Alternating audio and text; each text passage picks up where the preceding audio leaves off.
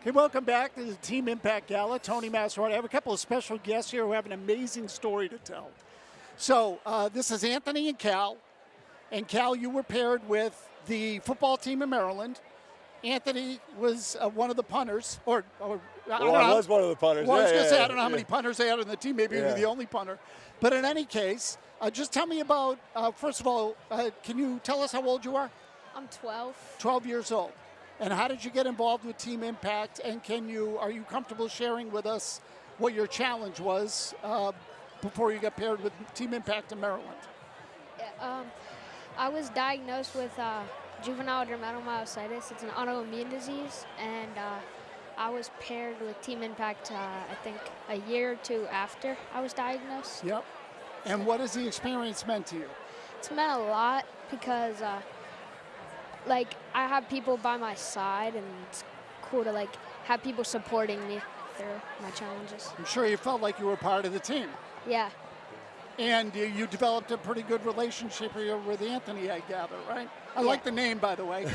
So, Anthony, why don't you tell us a little bit about how this all came to be and how, because from what I understand, you two have developed a really nice friendship. So when I first joined Team Impact, it was right around the same time Cal joined Maryland. So we were both brand new to this.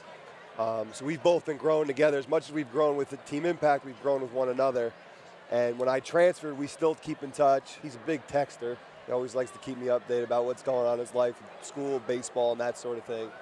But it's just a really beautiful thing because I got involved with Team Impact just as a resume builder. I'm a college kid just trying to build my repertoire, and I really just fell in love with what we do here.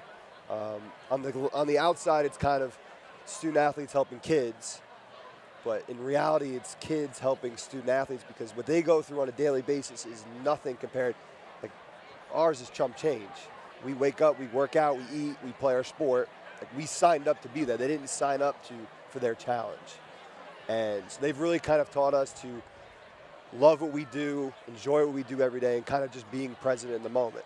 It's put things into perspective for you. Correct. Right. And where are you from originally? Long Island, New York. Okay. I can pick up a little bit of that. Yeah, for sure. So, and you said before you transferred, so tell me, how long were you at Maryland together? 2 years. 2 years. Mm-hmm. And then you transferred. Correct. Okay. And how did you feel when he was leaving? I was very sad because he was we were the I'm going to move this up just so we can hear you a little bit better, okay? But go ahead. Okay. Me and him were really close. I was closest with him out of all the players on the team. So when you heard that he was transferring and you transferred to Stony Brook University. Okay, Stony Brook, you were probably a little disappointed about that. Yeah. Okay, I'm sure. So what happened after you transferred? So crazy story. So I transferred, and when I transferred, his family had already circled the calendar that they were going to come to Morgan State and watch me play. It's in Baltimore.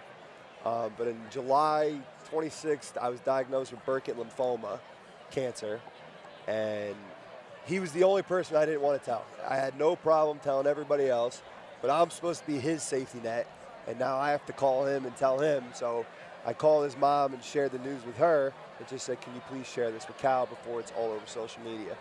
So then I got a text from him that read, sorry you have cancer, you're going to beat this, and I have your back. And then it was 2 minutes later, I got chemo's not that bad. And I was in my first treatment. I'm like, I don't know, Cal. I don't know about if that's not that bad. So all of a sudden you found that you had to be for him what he was for you, right? It went the other way. Yeah. Yeah. So you tried to give him some of the positive support that you got from the Maryland football team. Yeah. And how are you both doing now? Doing great. Doing well. He's in baseball season. I'm in spring ball. We're doing well. And even though you're apart, you're still able to keep in touch and communicate and do all that sort of stuff? Yep. He reminds me every day how much better he is at Madden than me. So he makes it a point. So, and I assume you guys are able to play online, right? Yeah. Yeah. Yeah. And so you're in what grade, Cal? I'm in 6th grade. 6th grade. Terrific. And do you guys try to make time to see one another? And when I was sick, I went down Maryland football senior day. I went down, and he didn't know until the day before. Well, actually, I didn't tell him. I was going to surprise him. And then I think he saw a picture or something I posted that I was there. So it was a good treat just to see each other while all that craziness was going on. But yeah, we definitely make time. I'm going to try to go down for the spring game at Maryland next week, so I'll see him again next week. He'll probably be sick of me by then. But yeah, we definitely try to stay in touch, try to see each other as much as we can. But we both got busy schedules at times, so that's why we always keep an open line of communication. So, Cal, this is sort of an odd question, but do you have any brothers or sisters? Yeah, I have one brother. One brother.